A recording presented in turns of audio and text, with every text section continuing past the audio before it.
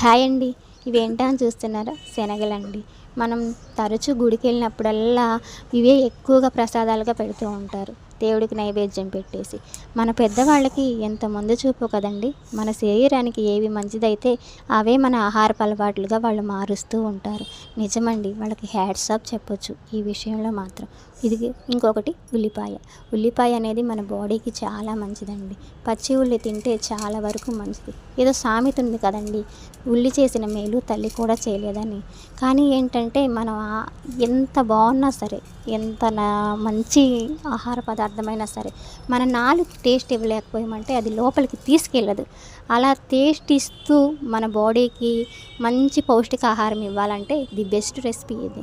శనగలు మన ఆరోగ్యానికి చాలా మంచిది. శనగల్ని ఉడకబెట్టుకొని తాలింపు వేసుకొని కొంచెం ఉప్పు కారం చల్లుకొని ఈ ఉల్లిపాయ నిమ్మరసం కొంచెం కొత్తిమీర చల్లుకుంటే టేస్ట్ బాగుంటుంది, హెల్త్